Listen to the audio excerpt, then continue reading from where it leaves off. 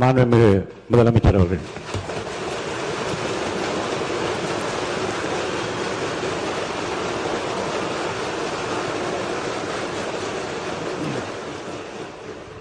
மாண்புமிகு பேரவைத் தலைவர் அவர்களே, உட்காருங்க. அவங்க பேசும்போது குறுக்கிட வேணாம், உட்காருங்க. இன்னொன்று இல்லை, இடையில அனுமதிக்க முடியாது. இல்லை இல்லைங்க, எது இல்லைங்க, உட்காருங்க. நான் எல்லா வாய்ப்பு கொடுப்பேன். இருங்க, உங்களுக்கு கொடுக்குறேங்க. உங்க பேரை படிச்சு இருங்க. உங்க பேரை தெளிவாக படிச்சுட்டேன். உட்காருங்க. உங்களுக்கு இல்லை, இப்போ அவங்க பேருங்க. அவர் இல்லை, இருங்க, உட்காருங்க. உட்காருங்க. விதிகளின்படி தான் நடக்குது. உட்காருங்க. நான் சொல்றதை கேட்டு. எதிர்கட்சி தலைவர் இன்னும் முடிக்கலைங்க. அவர் பேச முடிச்சுட்டாரா? இன்னும் எதிர்கட்சி இன்னும் முடிக்கவே இல்லை. உட்காருங்க. நீங்க அவர் பேசி என்ன அதான் பேசுறேன். எது சட்டமோ எது விதி அதான் நான் பேசுறேன். எனக்கு பயப்பட சொல்லி நான் சொல்லுங்க. அவைக்கு பயப்படுங்க, விதிக்கு பயப்படுங்க. எனக்கு பயப்பட வேண்டாம், விதிக்கு பயப்படுங்க. மாண்புமிகு எதிர்கட்சி பேசி முடிக்கல. அவர் பேசி முடித்த இருங்க. அவர் பேசுகிற போது குறுக்கீடு பாருங்க. அவர் பேசுகிற போது தயவுசெய்து உட்காருறீங்களா? உட்காருங்க. என்ன உட்காருங்க, நான் அனுமதி தரேன். பேரவை முன்னவர் பேசுங்க. பேரவை முன்னவர் உட்காருங்க, பேசுங்க. நீங்க பேச கருத்து சொல்லுங்க. மாண்பு பேரவைத் தலைவர் அவர்களே, ஒரு நிமிஷம். மாண்பு பேரவைத் தலைவர் அவர்களே, எதிர்கட்சி தலைவர் சொன்னதற்காக இல்லை, ஒரு நிமிஷம்.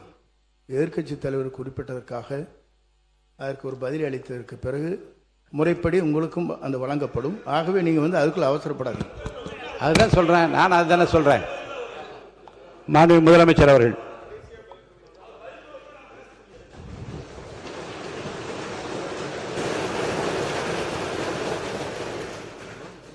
மாண்புமிகு பேரவைத் தலைவர் அவர்களே, காவிரி விவகாரத்தில் எதிர்கட்சி சில விவரங்களை கேட்டிருக்கிறாங்க. காவிரி நமக்கு உயிர் ஆதாரம், நம்மளோட உணர்வு ரீதியான ஒன்று. அதனால் அதை வச்சு அரசியல் பண்ணுற எண்ணம் துளி கூட நம்ம அரசுக்கு இல்லை.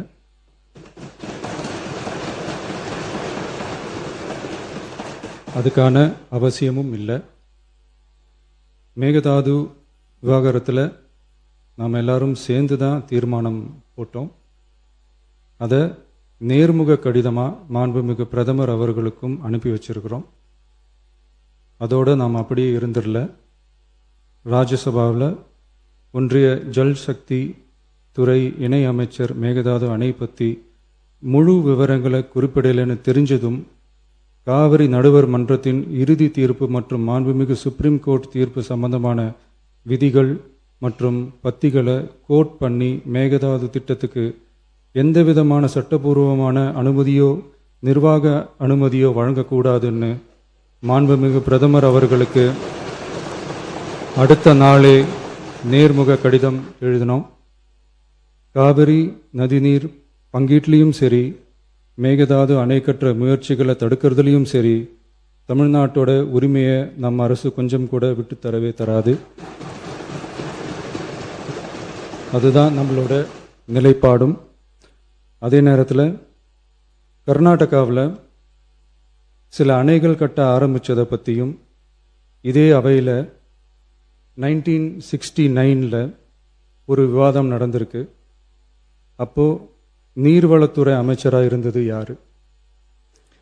அப்போ அணை கட்ட விட்டது ஏன்னு கேட்டு அந்த மாதிரி சீப் பாலிடிக்ஸ்லாம் நான் பண்ண விரும்பலை.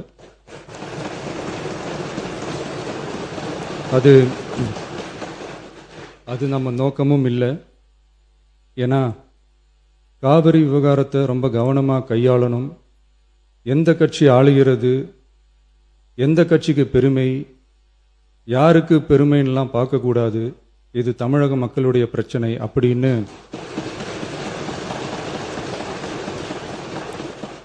அப்போ இருந்த எதிர்கட்சி தலைவர் திரு திருமன் அவர்கள் சொன்னதை இந்த சபையில் சொல்ல விரும்புகிறேன். காவிரி பிரச்சனையில் சம்பந்தப்பட்ட 2 மாநிலங்களும் ஒன்றிய அரசும் உட்கார்ந்து முடிவெடுக்கணும்னு 1969 இந்த சபையில் பேசியிருக்கிறாங்க. அதுக்கப்புறம் நிலைமை வேறு மாதிரியெல்லாம் போயிடுச்சுன்னும் நம்ம எல்லாருக்குமே தெரிஞ்சது தான்.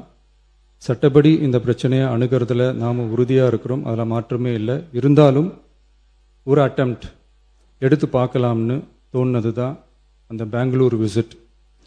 அப்படி ஒரு விசிட் பற்றி ஃபஸ்ட்டு யோசித்து கேட்டதும் நான் தான். நாம் பெங்களூர் போக நினச்சதை பற்றி பல ஒப்பீனியன்ஸ் வந்துச்சு. நாம் போக நினச்சதுக்கு காரணம், ஒருவேளை இந்த பிரச்சனை தீர்க்கறதுக்கான ஒரு பாசிட்டிவ் சைன் கிடைச்சா நல்லா இருக்குமேன்னு ஒரு எண்ணத்தில் தான். இன்றைய காலத்தில் பகை நாடுகளை பேசி தீர்க்க பார்க்குறாங்க, பக்கத்து மாநிலத்தோட பேசி பார்த்தா என்னன்னு நினச்சேன்.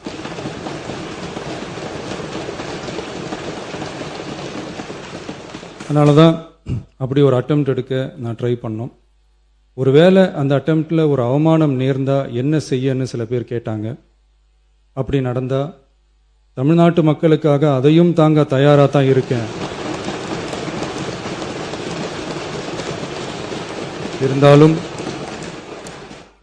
இருந்தாலும் நம்ம மேலே அன்பு காட்டின அத்தனை பேருக்கும் என்னோட நன்றிகள்.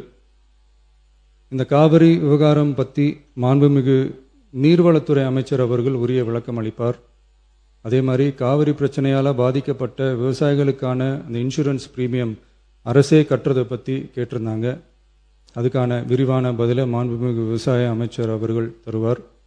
அப்புறம் இந்த குறுவை சாகுபடிக்கு அந்த நிவாரண தொகுப்பு பற்றி எதிர்க்கட்சியிலேருந்து கேட்டிருந்தாங்க. அந்த குறுவை சாகுபடிக்கு அந்த நிவாரணம் ஏற்கனவே கொடுத்தாச்சு, வழங்கியாச்சு.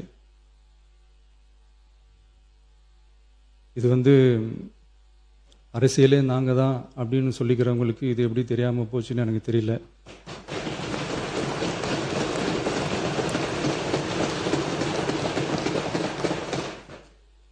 முன்ன பின்ன பேப்பர் படிச்சிருந்தா நாட்டில் என்ன நடக்குதுன்னு தெரிஞ்சிருக்கும்.